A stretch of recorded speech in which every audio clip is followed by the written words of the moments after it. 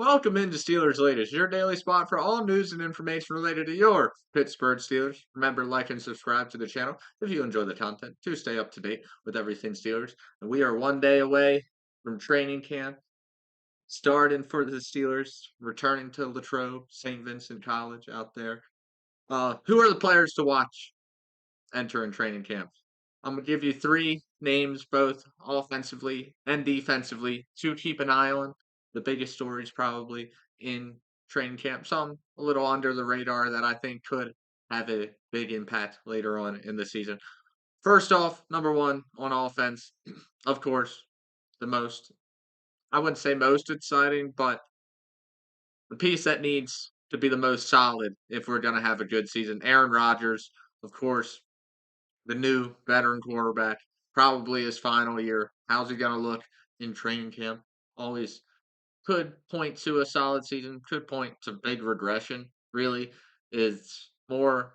I put more to it if you're bad in training camp than if you're good. If you're good, you're supposed to be good at training camp. Anyone can really perform well, in my opinion, at the quarterback position at training camp because they're not really get in full contact like everybody else. But hopefully he looks all good, and hopefully the connections with the receivers start to build. That moves me to number two, though. Receiver Calvin Austin, set up this season to have a really good year if he does improve his game. But in my opinion, I'd put that on a short leash. If he's not really that impressive in the first week here of training camp, I definitely look to sign one of the receivers still left in free agency. I'll talk about them a little bit later, but Calvin Austin, definitely keep an eye out on him. Peter Schrager is really projecting him to have like a breakout season this year, but I'm just not really seeing it yet. So I'm gonna keep my eye out on Calvin Austin. And finally, third, the rookie running back, Caleb Johnson. Hopefully he looks really explosive. Hopefully he looks massive out there on the field and is really physical running downhill. I really do think he could challenge Warren for the starting position on this team by the midway point of the season. So I'm interested to see how Caleb Johnson looks in his first action with some of the veterans around him on the field. Moving to the defensive side of the ball, though, number one person to watch, the new shiny addition, in my opinion, Jalen Ramsey, our new toy. What role is he gonna be for the Steelers? Is he gonna be an out wide cornerback? Is he gonna be more nickel back? Is he gonna drop back into safety? That's still to be determined. He could be playing it all for the Steelers, really filling in where we need him most. That could be where Jalen Ramsey finds himself in the role of this year, basically the multi-tool of this defensive secondary.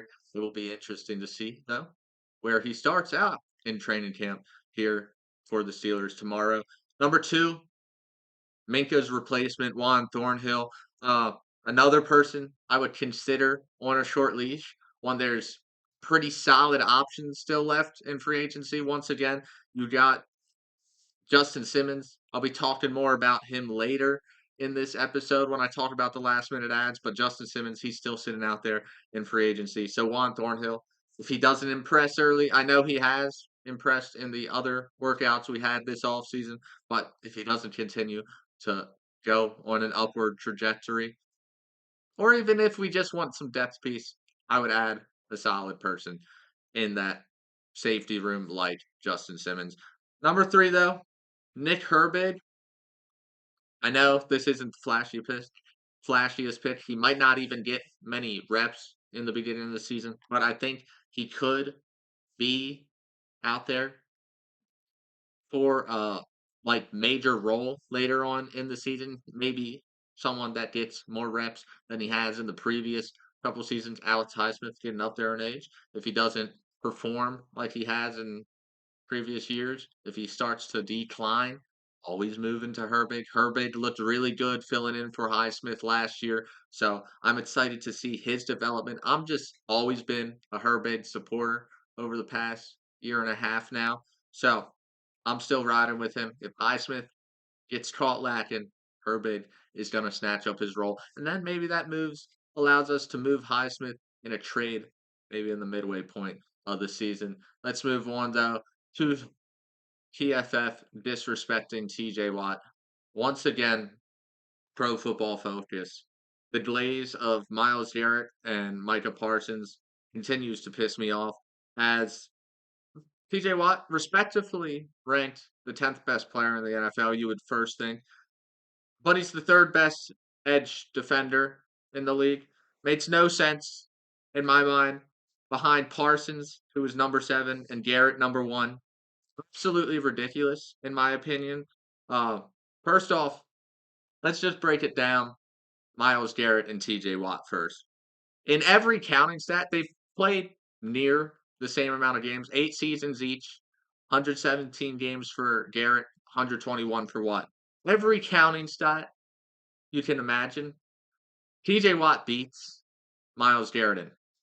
I don't understand how you can produce more on the field at a consistent rate than the other guy. Every year, it feels like TJ Watt consistently puts up better counting stats, the ones that actually matter on defense. I really do feel when you're a pass rusher, when you're supposed to be involved in the run game, counting stats do matter then.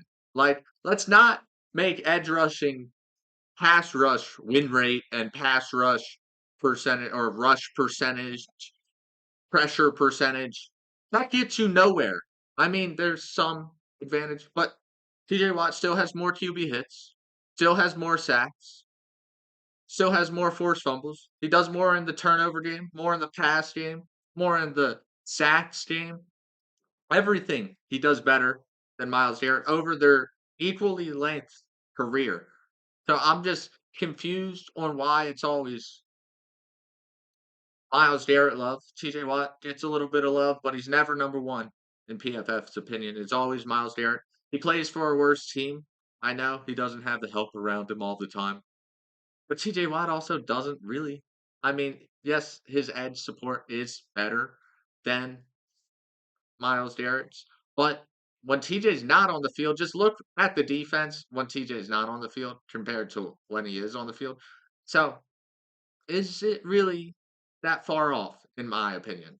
Because I just don't understand how Myles Garrett always gets ranked the best edge rusher when TJ Watt outperforms him 90% of the time in every counting stat besides the mystery metrics like pass rush win rate and pressure percentage.